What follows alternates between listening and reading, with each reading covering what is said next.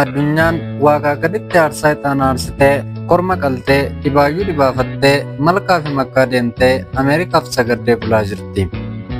Biriiksi, Raashiyaa, feetu Chaayinaa, jiddu Israa'el yookaan Iraan wabii waraqaa eenyummaa gandaa baafachuuf illee kan itti abdataman miti.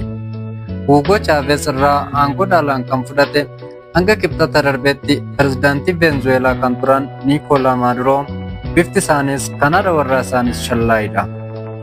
Awutoobisii uummata deddeebisuun konkolaachisaa kan turan ayyaanni siyaasaa tolee fi baalli biyya bulchuu argatan.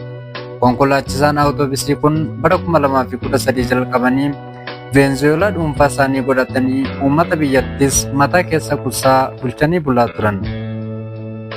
Ameerikaan obsa fixatte inumaa Joan Guaidoo afyaa'ii paarlaamaa biyyattii pirezidaantiidha jette.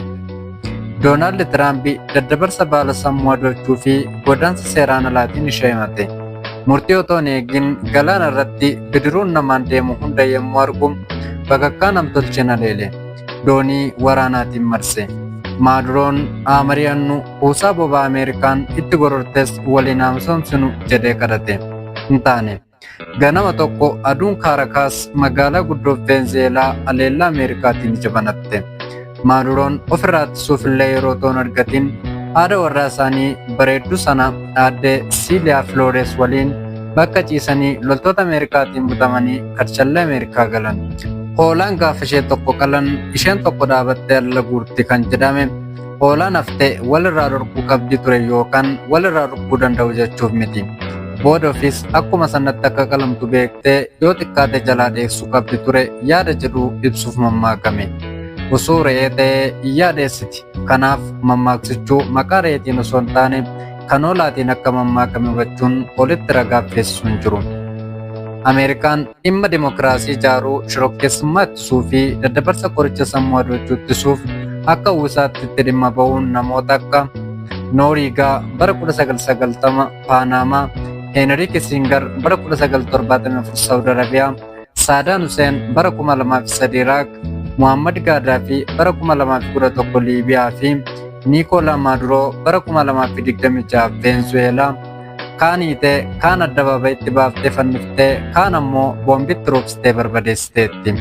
Garuu Ameerikaan dhimma dimokiraasiyaa sababeeffattu malee abbaa irree fi mootummoota gonfoo hedduu waliin michuudha.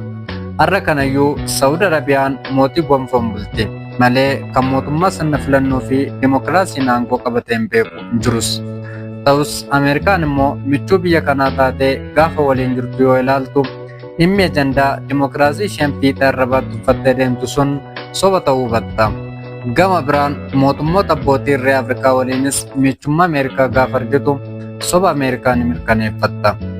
Dubbii ijoo fi kaayyoon Ameerikaa gogaa dimokiraasii uffattee biyyoota kaan keessa deemtuuf peetiroodolaariidha.